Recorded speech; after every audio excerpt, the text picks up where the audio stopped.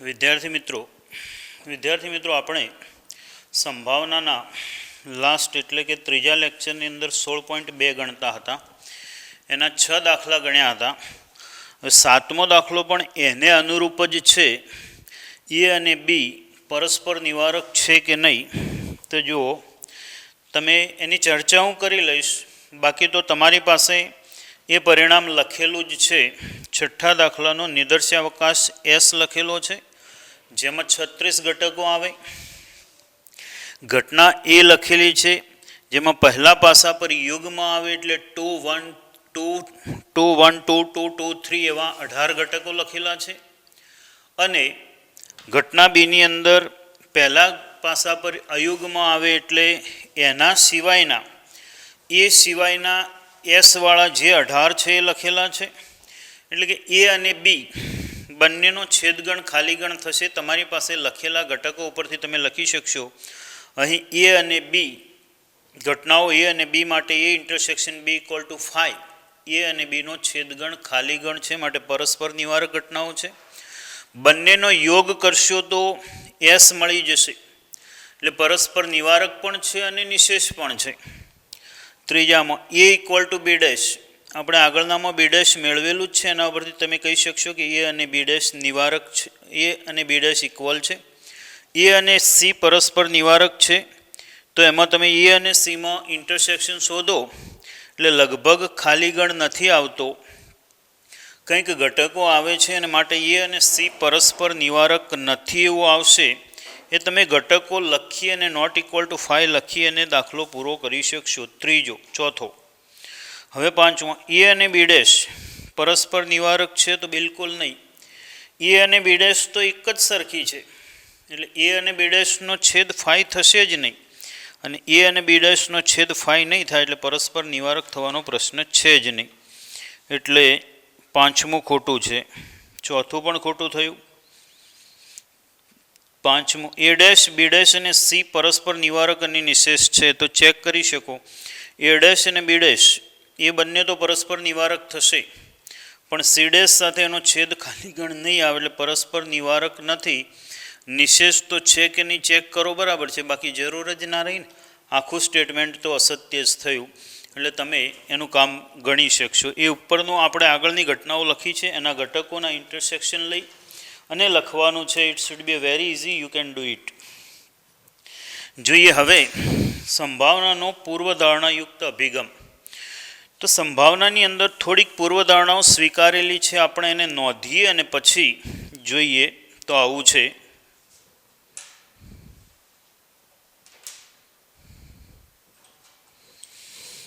સંભાવનાનો પૂર્વધારણાયુક્ત અભિગમ.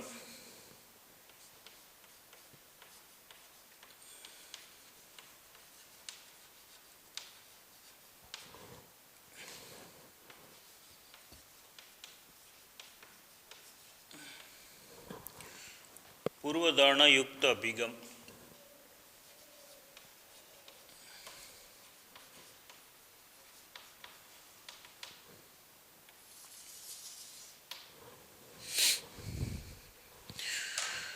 જોઈએ તો એની અંદર થોડુંક પરિણામ નોંધીશું. ધારો કે યુ એક યાદચ્છિક પ્રયોગનો નિદર્શાવકાશ. ધારો કે કોઈ એક યાદચ્છિક પ્રયોગનો નિદર્શાવકાશ એસ છે.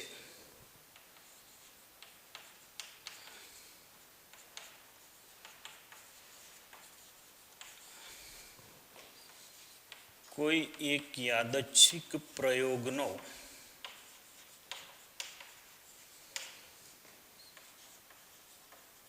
નિદર્શાવકાશ એસ છે, જેનો પ્રદેશ એ એસનો ઘાત ગણ હોય.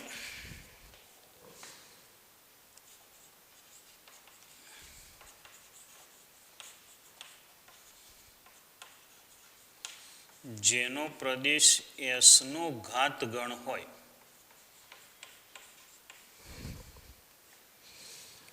અને સહપ્રદેશ 0 to 1 છે અને જે નીચેની પૂર્વધારણાઓનું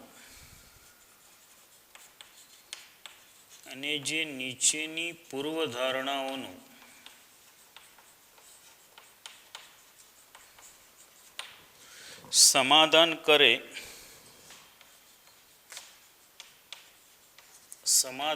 કરે છે એવું વિધેય P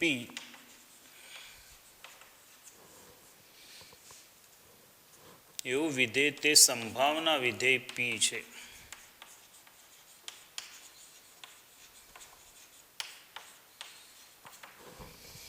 એમાં પહેલી પૂર્વધારણા, કોઈ પણ ઘટના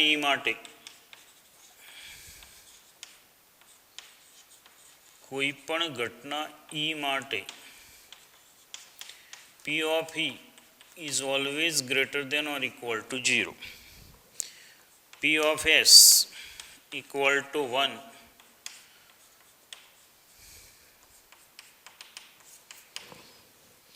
જો E અને F પરસ્પર નિવારક ઘટનાઓ હોય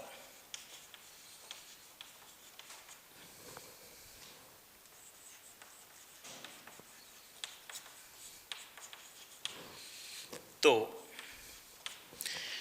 P U union F equal to P of E plus P of F minus P E intersection F.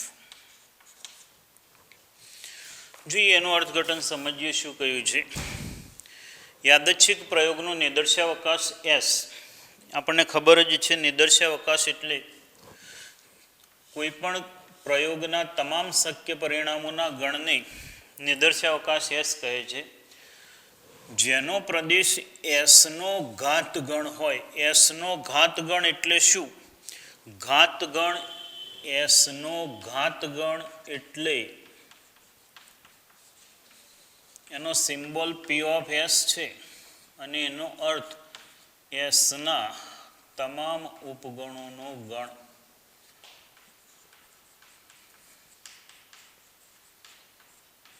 તમામ ઉપગણોનો ગણ છે આ. એટલે જેનો પ્રદેશ ગણ કોઈ એક નિદર્શાવકાશ Sના તમામ ઉપગણોનો ગણ, એટલે પ્રદેશ ગણ એ પણ ગણોનો ગણ છે અને એ ગણને આપણે ઘટના કહીએ છીએ. એટલે અહીંયાથી સ્પષ્ટ અર્થ એવો થાય કે પ્રદેશ ગણ એ પ્રદેશ ગણનો દરેક ઘટક એક ઘટના હશે. આ જે લખ્યું છે એનું કન્ક્લુઝન, એનું તારણ એવું થશે કે પ્રદેશ ગણ એ ઘટનાઓનો ગણ હશે. અહીંયા તમારે લખવું તો લખી શકાય. સંભાવના વિધેય જેના પર વ્યાખ્યાયિત કરવામાં આવે છે એનો પ્રદેશ ગણ એ ઘટનાઓનો ગણ છે, આનો અર્થ. અને એનો સહપ્રદેશ 0 થી 1, એટલે સંભાવનાનો જવાબ હંમેશા યાદ રાખશો. કોઈ પણ સ્ટેજ ઉપર જાઓ, સંભાવનાનું મૂલ્ય આ અંતરાલમાં જ હોય. સંવૃત અંતરાલ 0 થી સંવૃત અંતરાલ 1, એટલે કે કોઈ પણ સંભાવનાનું મૂલ્ય 0 અને 0 થી મોટું જ હોવું જોઈએ અને 1 અને 1 થી નાનું જ હોવું જોઈએ. ક્યારેય સંભાવનાનું મૂલ્ય આના બહાર ના હોવું જોઈએ. એનો અર્થ કે સંભાવનાનું મૂલ્ય ઋણ આવે તો એ અશક્ય ઘટનાઓ થશે. એનું મૂલ્ય 1 થી મોટું આવે એ પણ અશક્ય ઘટના થશે. સંભાવનાનું મૂલ્ય 0 ક્યારે આવે ને 1 ક્યારે આવે? તો જ્યારે આખો નિદર્શાવકાશના બધા જ ઘટકો આવી જશે.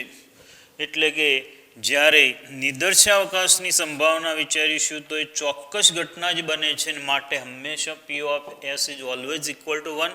1નું મૂલ્ય માત્ર જ્યારે નિદર્શાવકાશ હશે ત્યારે. બીજા શબ્દોમાં કહીએ તો જ્યારે ચોક્કસ ઘટના હશે, અને ચોક્કસ ઘટના આપણે આગળ વ્યાખ્યા આપી છે કે નિદર્શાવકાશ Sના ઉપગણ Sને ચોક્કસ ઘટના કહે છે. ઇટ મીન્સ ચોક્કસ ઘટનાની સંભાવના 1 થઈ. એક ઓબ્જેક્ટિવ અહીંયા બન્યું, ચોક્કસ ઘટનાની સંભાવના 1 થઈ. અને એના સિવાય એક બીજી આપી હતી અશક્ય ઘટના, જે ક્યારેય ના ઉદ્ભવે એવી અશક્ય ઘટના જેની સંભાવના થશે 0. વ્યવહારિક ઉદાહરણ સમજવા હોય તો એવું કહેવાય, સૂર્ય પૂર્વમાં ઉગે છે એ નિશ્ચિત ઘટના થઈ અને માટે એની સંભાવના 1 થાય. અને 100 માર્ક્સના પ્રશ્નપત્રમાં 125 માર્ક આવે તે અશક્ય ઘટના થઈ અને માટે આવી ઘટનાઓને આપણે બીજી ઘટના છે અશક્ય ઘટના એટલે એની સંભાવના 0 થશે.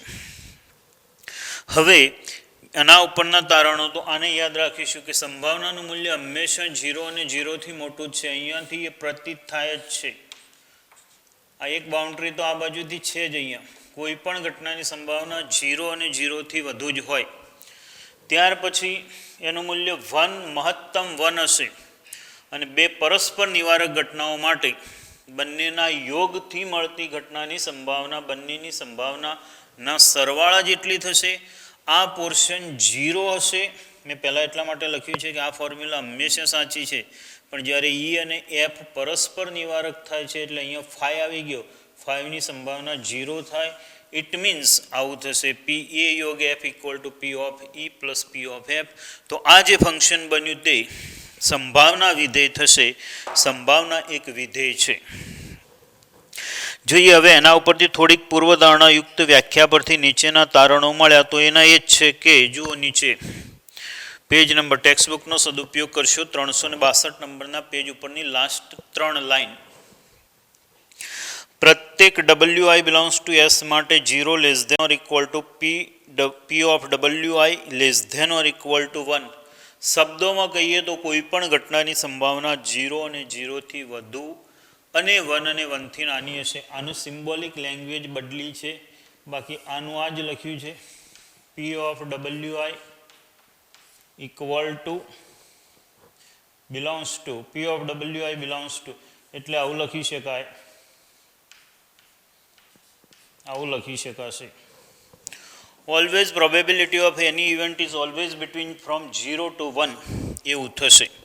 પી ઓફ પછી બધી જ પ્રારંભિક ઘટનાઓ, બધી જ પ્રાથમિક અથવા મૂળભૂત ઘટનાઓની સંભાવનાનો સરવાળો 1 થશે અને બધી જ સંભાવના એ પી ઓફ એ લખ્યું છે એનું એ જ લખાણ લખ્યું છે, એટલે એ લખવાની બહુ જરૂર નથી. હવે ઘટનાની સંભાવના, તો સંભાવના માટે આપણે પરિણામ કયા પરિણામનો ઉપયોગ કરીશું ખાસ એ લખવું છે.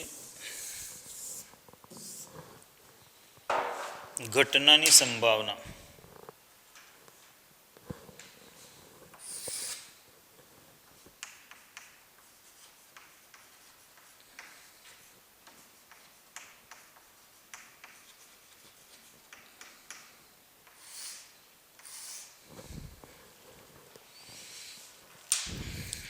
તો જોઈએ એની અંદર આપણે કોઈ એક ઘટના હોય તો એની સંભાવના કેવી રીતે શોધી શકાય એનું એક ઉદાહરણ આપ્યું છે. હવે આમ તો જોઈએ તો એને આપણે જાણીએ છીએ, છતાંય સમસંભાવી પરિણામોની સંભાવના એમાં નોંધીશું. તો સમસંભાવી પરિણામોની સંભાવના,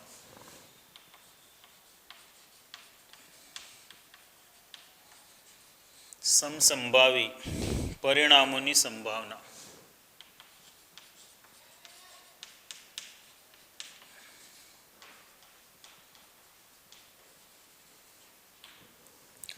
તો દાખલા તરીકે આપણી પાસે કોઈ એક ઘટના એવી છે એ ઇક્વલ ટુ નિદર્શાવકાશ એસ ઇક્વલ ટુ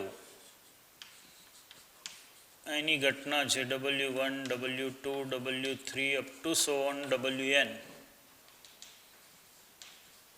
આ એની ઘટનાઓ છે. હવે એના માટે આપણે તો ડાયરેક્ટ કોઈ એક ઘટના, દાખલા તરીકે કોઈ એક ઘટના ઈ છે, એની અંદર આટલા ઘટકો છે, m is less than or equal to n.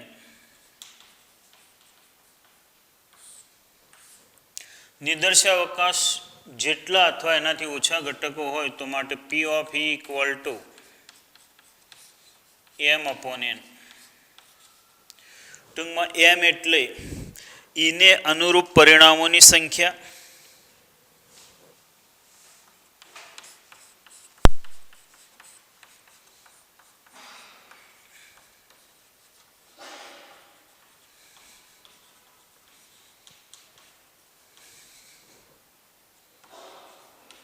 એને અનુરૂપ પરિણામોની સંખ્યા ભાગાકારમાં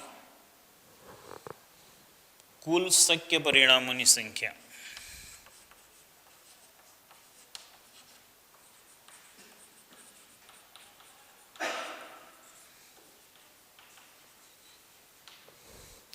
આવું પરિણામ થશે. આ થશે તે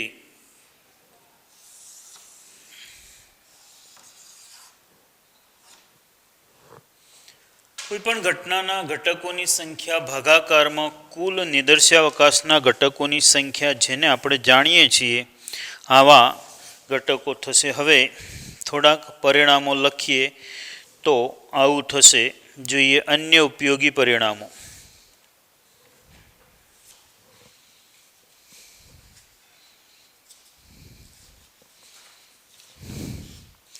લખીશું અન્ય ઉપયોગી પરિણામો.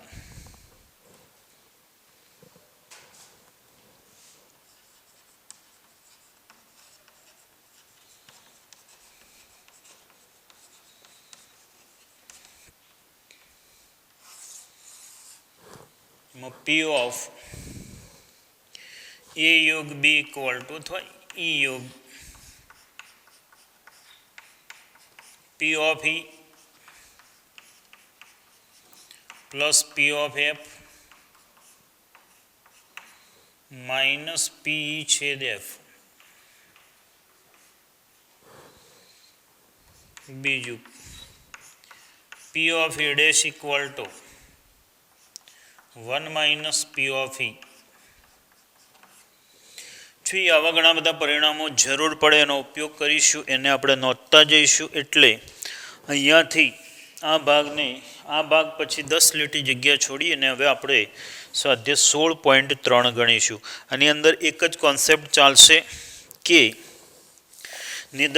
કોઈપણ ઘટનાના ઘટકોની સંખ્યા ભાગાકારમાં નિદર્શાવકાશના ઘટકોની સંખ્યા એટલે સંભાવના.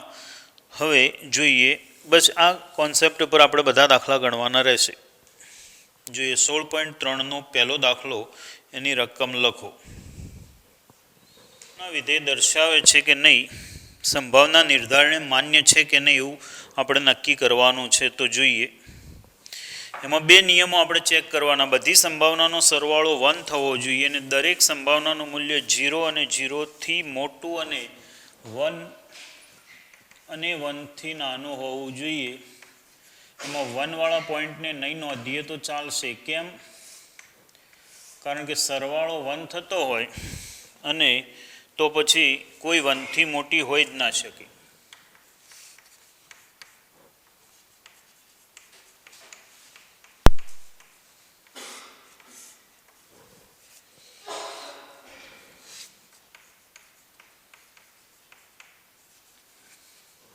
સંભાવના નિર્ધારણ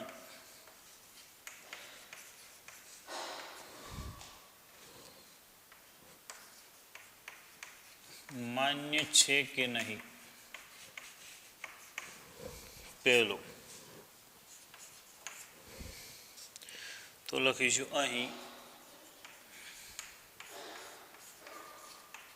P of W equal to 0.1 greater than or equal to 0.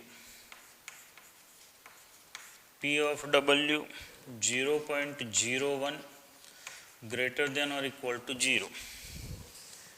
P of W3 0.005. P of W4 0.03. P of W5 0.01. P of W6 0.2. P of W7 0.6 greater than or equal to 0. એક શરતનું તો પાલન થઈ ગયું. દરેકની સંભાવના 0 અને 0થી મોટી. હવે બધાનો સરવાળો શોધીએ. હવે P of W1, P of W2, P of W3, P of W4, P of W5, P of W6 અને P of W7 equal to 0.1, 0.01, 0.05, 0.03, 0.01, 0.2, 0.6. જુઓ તો સરવાળો કેટલો થશે? આ 0.1, 0.2 અને 0.6 એટલે 0.9 અને આનો થશે 2, 0.10 એટલે 1 થઈ ગયું. માટે જરૂરી શરતોનું પાલન કરે છે માટે સંભાવના નિર્ધારણ માન્ય છે. પહેલા પ્રશ્નની અંદર માન્ય છે, પહેલાની અંદર માન્ય છે. બીજામાં જુઓ તો હવે આપણે જરૂર લાગે ત્યાં ચર્ચા કરીશું, બધું લખીશું નહીં. બીજામાં જુઓ P of W, બીજામાં લખાણમાં જોઈએ તો P of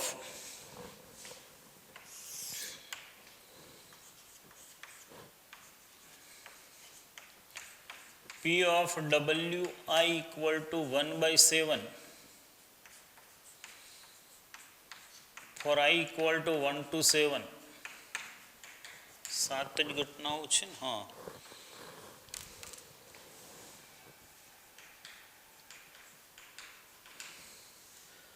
અને આ બધાનો સરવાળો P of WI I equal to 1 to 7, 7 times 1/7, it means 1. તો સમાધાન થઈ ગયું. બધી જ સંભાવનાઓનો સરવાળો પણ 1 છે. દરેકની સંભાવના 0 અને 0થી મોટી છે માટે સંભાવનાઓના પરિણામોનું સમાધાન કરે છે માટે સંભાવના નિર્ધારણ માન્ય છે. બીજામાં પણ છે. એના પછી ત્રીજામાં જોઈએ તો ત્રીજાની અંદર સરવાળો કરીએ ને તો 1 નહીં આવે. જો ઘણો મોટો સરવાળો છે. 0.1, 0.2 એટલે 0.3 થયો, 0.3 ને 0.3 એટલે 0.6 થયો, 0.6 ને 0.4 એટલે 1 થઈ ગયો. એના પછી ઘણા બધા પરિણામો છે જ ઓલરેડી, એટલે નહીં થાય. ચોથામાં નહીં થાય.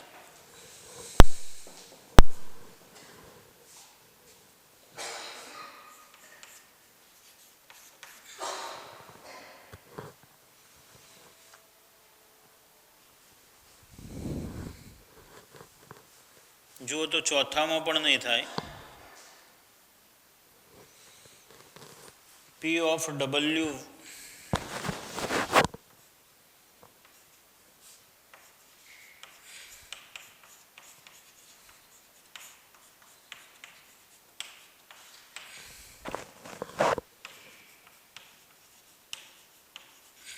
માટે માન્ય નથી. અને આમાં પણ નહીં થાય.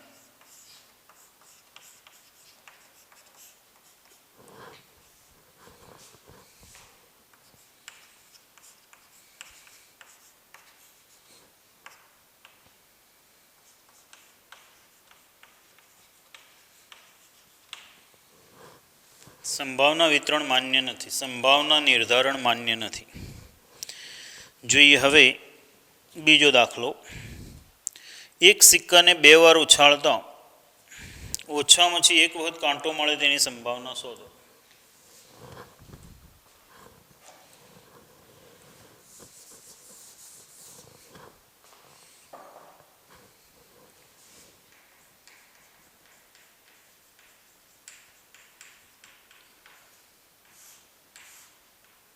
એક સિક્કાને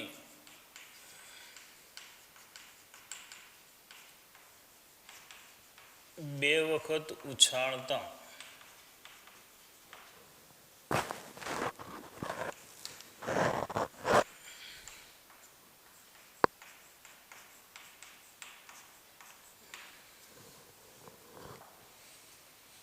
ઓછામાં ઓછી એક વખત કાંટો મળે.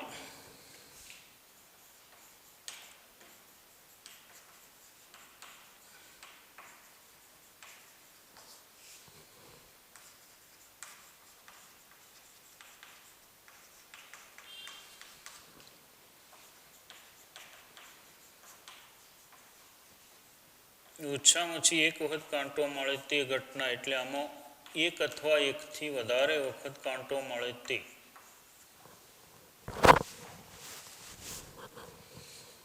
માટે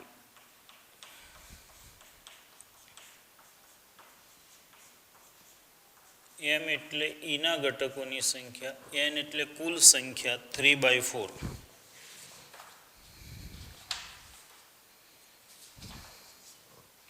3/4. જોઈએ ત્રીજો દાખલો. એક પાસાને ફેંકવામાં આવે છે. પાસો ફેંકીએ એટલે આપણને કેટલા ઘટકો મળશે? 6. તો જુઓ, પાસો ફેંકતો 6 ઘટકો મળે.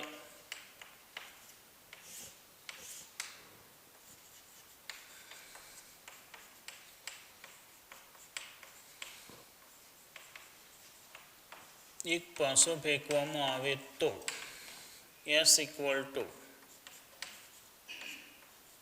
આવું થશે. હવે એની ઘટનાઓ કઈ છે? એક અવિભાજ્ય સંખ્યા આવે.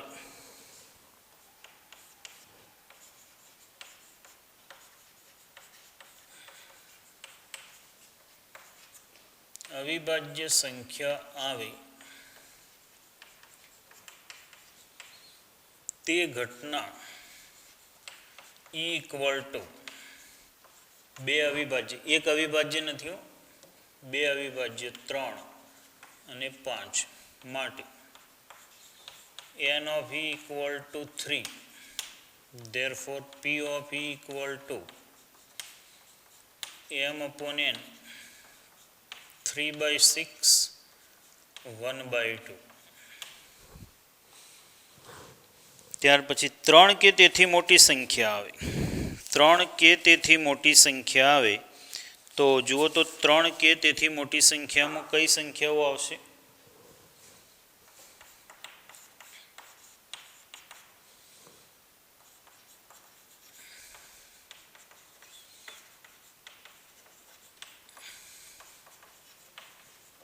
ત્રણ કે તેથી મોટી સંખ્યા આવે તે ઘટના F = 3, 4, 5, 6 માટે P of F = આમાં 4 ઘટકો, નિદર્શાવકાશમાં 6 ઘટકો, 4/6 2/3. એક કે એકથી નાની સંખ્યા આવે. 1 કે 1થી નાની સંખ્યા આવે તે ઘટના G = 1 કે 1થી નાની, એમાં 1 આવશે માટે P of G = 1/6.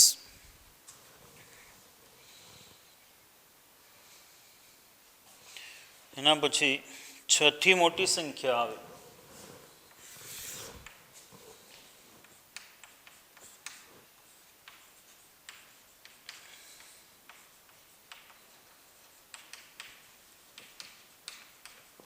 તે ઘટના E = જો આમાંથી 6 થી મોટી કોઈ સંખ્યા જ નથી એટલે 5, એટલે આના ઘટકોમાં એક પણ ઘટક નથી. P of 5 = 0. અને 6 થી નાની સંખ્યા આવે. 6 થી નાની સંખ્યા આવે તે ઘટના B. 6 થી નાની એટલે કઈ આવશે? માટે P of B =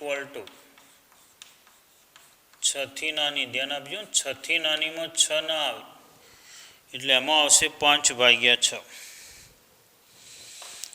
જોઈએ એના પછી ચોથો દાખલો. જોઈએ ચોથા પ્રશ્નમાં શું કહ્યું છે? તાશના 52 પત્તાની થોકડીમાંથી એક પત્તું યાદચ્છિક રીતે ખેંચવામાં આવે છે. તાશના 52 પત્તા એટલે આપણે જે બાજી પત્તા રમીએ છીએ એના 52 પત્તામાંથી એક પત્તું ખેંચવાનું. તો કેટલા નિદર્શ બિંદુઓ હશે? તો આવું થશે.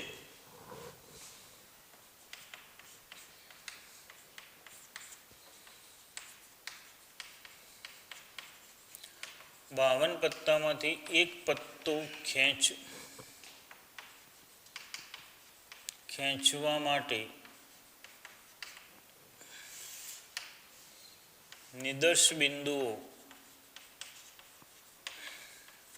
ખેંચવા માટેના પ્રયોગના નિદર્શ બિંદુઓ ઇક્વલ ટુ 52C1. 52માંથી એક એક પાનું પસંદ કરો એટલે 52 આવશે.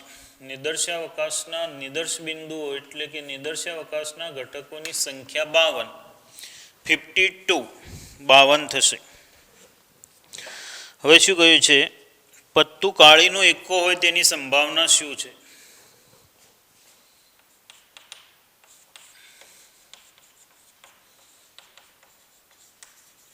પત્તું કાળીનો એકો હોય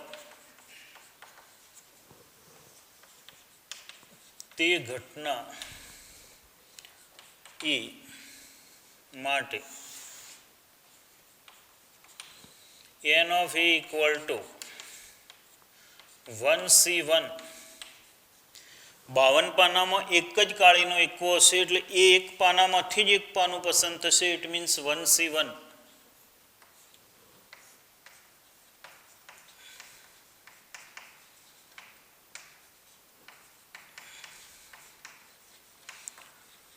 બાવન પાનામાં એક જ કાળીનો એકો હશે એટલે આવું થશે. એટલે 1. therefore P of E equal to 1/52. એના પછી પત્તું એકો હોય અને કાળા રંગનું હોય તેની સંભાવના.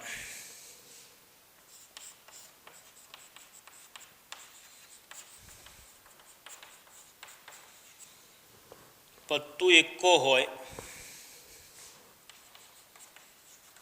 તે ઘટના બી માટે n of b equal to 4 એકામાંથી એક એકો પસંદ કરો. 4C1.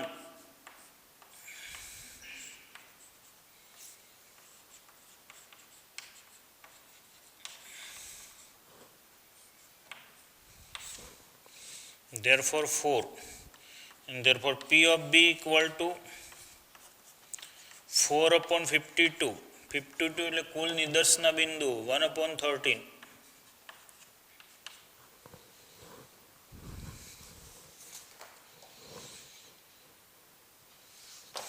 now next કાળા રંગનો હોય. કાળા રંગના પાના કેટલા ભાઈ? ધ્યાન રાખજો. કાળા રંગનું હોય તે ઘટના સી. કાળા રંગના પત્તા કેટલા હોય? 26 કાળા રંગના પત્તામાંથી એક પત્તું. કાળીના પત્તા કયા હોય? તો 13 હોય. કાળા રંગના પત્તા કયા છે? તો કાળા રંગના 26 પાના હશે. It means 26. therefore P of C equal to 26/52 equal to 1/2.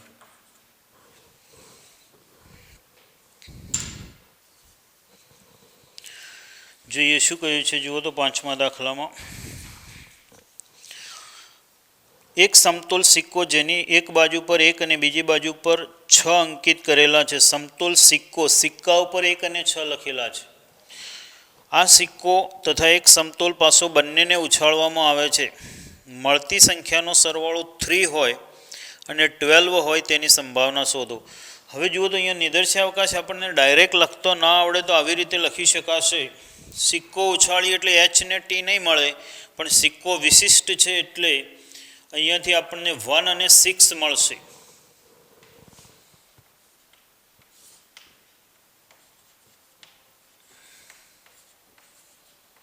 સિક્કા ઉપર 1 અને 6 મળે, પાસા ઉપર 1 to 6 મળે.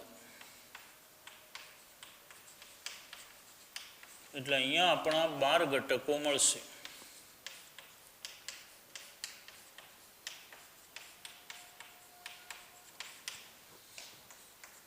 ડાયરેક્ટ લખો તો ચાલશે.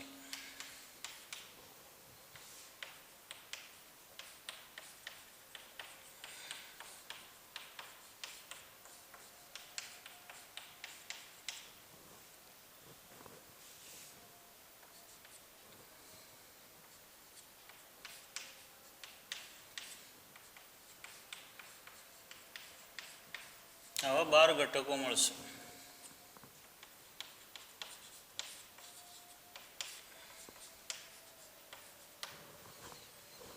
હવે શું કહ્યું છે કે સરવાળો એક સમતોલ પાસો મળતી સંખ્યાઓનો સરવાળો 3 હોય,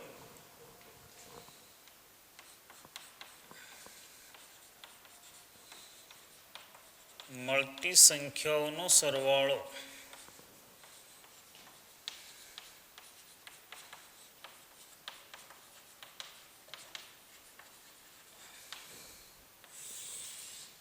ઇક્વલ ટુ સરવાળો 3 હોય એ લખીએ 1 to 1. આનો સરવાળો 2 3 4 5 6 7 3 4 5 6 7 8. અહીંયા કેટલા ઘટકો થાય છે? 2. માટે P of A equal to N of A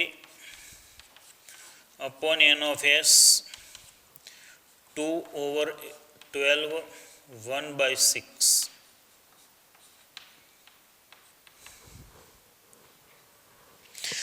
જો આની અંદર ઘટકોની સંખ્યા તમને મેળવતા આવડવી જોઈએ.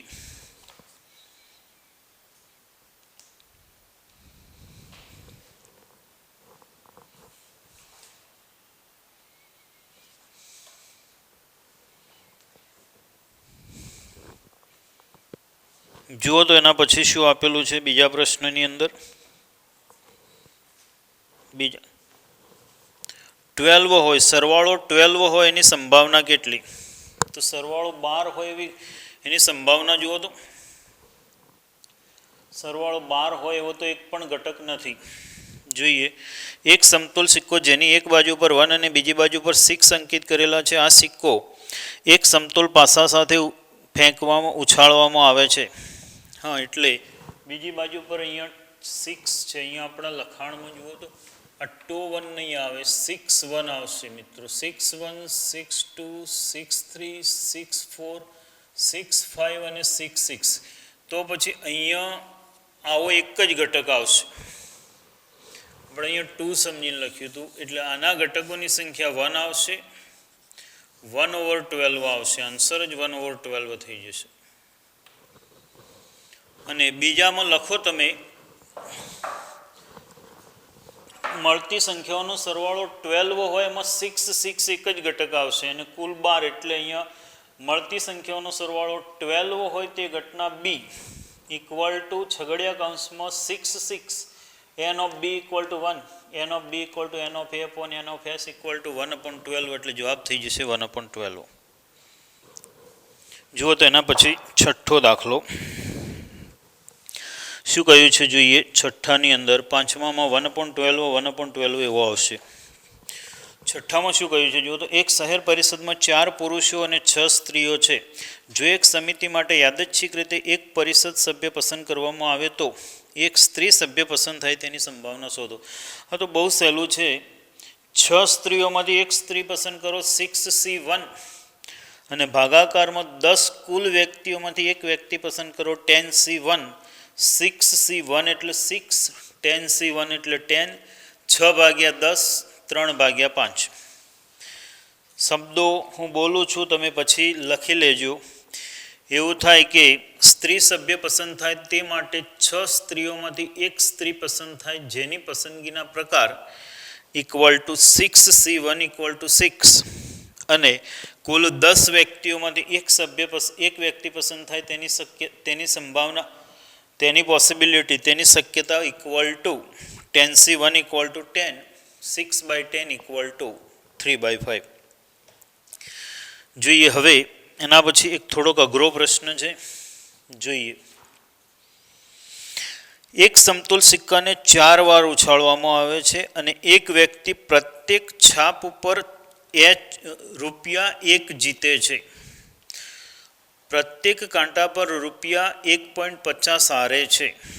આ પ્રયોગના નિદર્શાવકાશ પરથી બતાવો કે 4 વાર સિક્કાને ઉછાળ્યા પછી તે કેટલી રકમ પ્રાપ્ત કરી શકે અને આ પ્રત્યેક રકમની સંભાવના શોધો.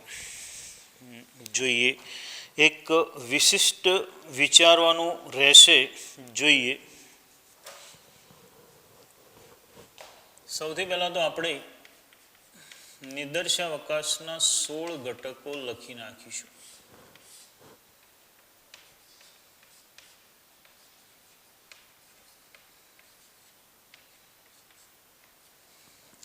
ચારે 4 છાપ મળે તે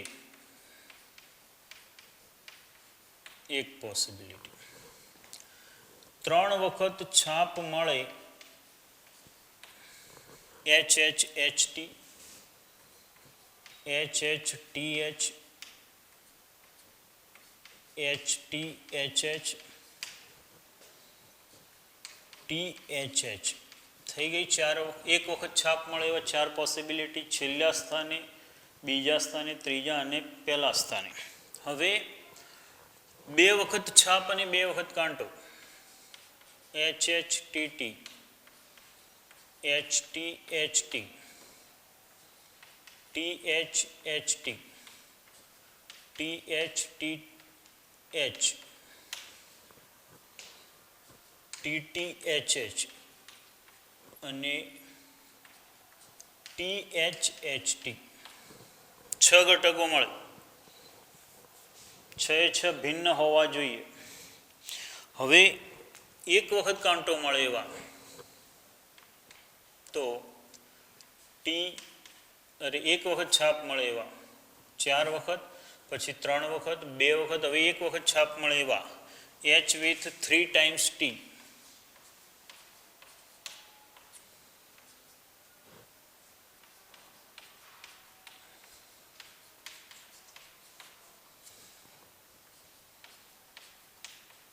અને એક પણ વખત કાંટો છાપ ન મળે તેવા. હવે જોઈએ તો શું મળશે આપણને. હવે શું કહ્યું છે, એક વખત છાપ મળે ને તો ₹1 જીતે અને ટી મળે તો ₹1.5 ગુમાવે. એટલે જો આ ઘટક મળશે ને તો એને એક Hનો ₹1, 4 વખત H મળે એના ₹4 મળે એને. એટલે પહેલામાં તો 4 મળી જશે. હવે 3 વખત H મળે, આ 4 ઘટકો વિચારો. 3 વખત H મળે ત્યારે એને, અને 1 વખત T, 3 વખત H મળે એના ₹3 મળશે. 3 મળે, પણ પેલો ટી મળ્યો એટલે 1.50 એમાંથી ગુમાવશે. એટલે આ 3 વખતે એને મળતી રકમ થઈ જશે 3 - 1.5 એટલે 1.5. એટલે એક્સની એટલી શક્ય કિંમતો થાય. ત્યાર પછી આ 6 ઘટકો હશે ત્યારે એને 2 Hના ₹2 મળશે અને 2 Tના ₹3 ગુમાવશે. એટલે -1 મળે. -1 મળે. ત્યાર પછી આ 4 વખત એક Hનો ₹1 મળે અને 3 Tના 1.50 × 3 એટલે કે 4.50, 1 - 4.50 એટલે ₹3.50 ગુમાવે. અને છેલ્લે 4 ટી મળે એટલે 1 Tનો ₹1.5 ગુમાવે, 4 Tના ₹6 ગુમાવે. એટલે આવું લખીશું આપણે.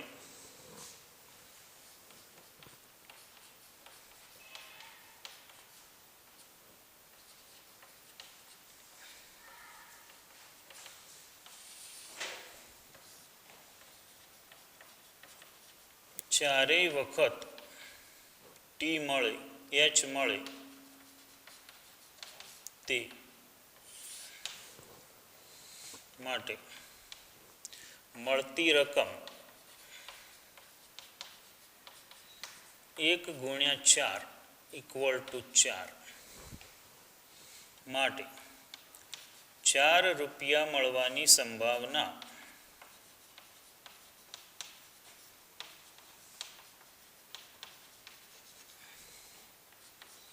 1/16.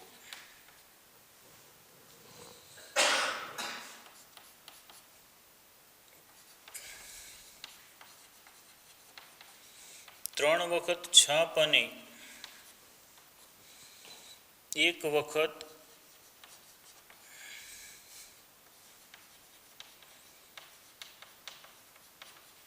કાંટો મળે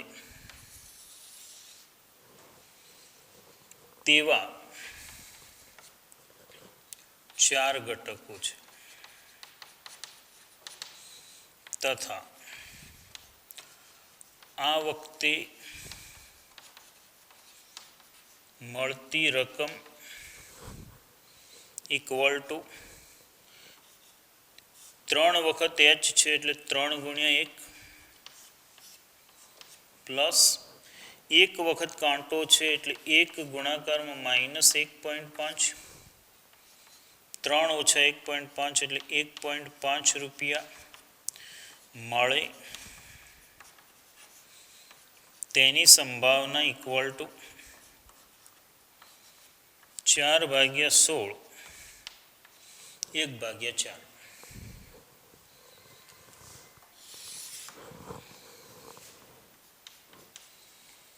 બે વખત છાપ અને 2 વખત કાંટો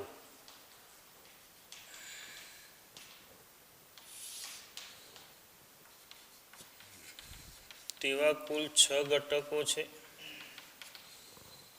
આ વખતની રકમ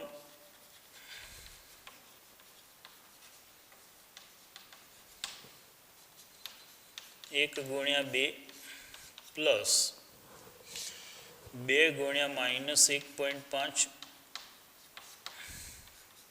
2 - 3 -1 જેની સંભાવના ઇક્વલ ટુ 6/16 3/8 એ લખજો 3/8. એક વખત છાપ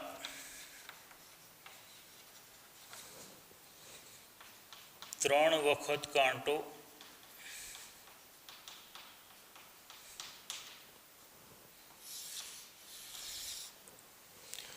તેવા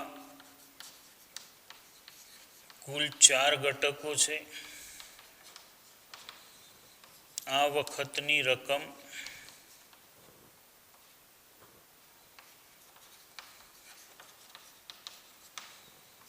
1 × 1 પ્લસ 3 ગુણાકારમાં -1.5, 1 - -4.5 -3.5 જેની સંભાવના ઇક્વલ ટુ 4/16 1/4 અને ચારેય કાંટા મળે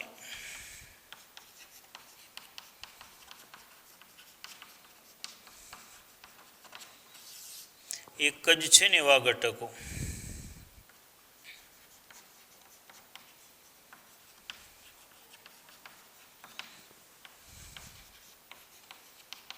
જેની રકમ 4 × -1.5 -6 તેની સંભાવના ઇક્વલ ટુ 1/16. 1/16 1/4 3/16, 1/4 અને 1/16. પણ શબ્દોનું લખાણનો યુઝ કરવો પડે, અઘરો નથી પણ વિચારવાનું પહેલાં જેવું નથી, ખાલી ઘટકો વિચારી લઈએ એટલે દાખલો પૂરો થઈ જાય.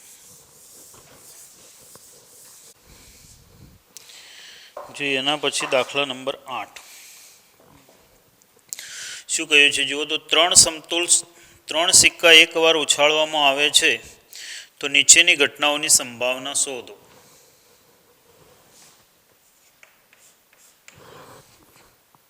ત્રણ સિક્કા એક વખત ઉછાળતા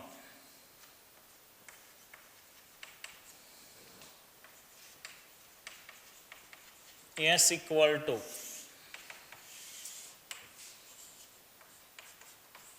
HHH, HHT, HTH, THH, HTT, THT, TTH અને TTT. Therefore n of S equal to 8.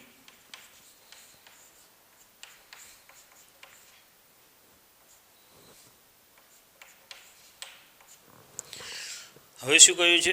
3 છાપ મળે.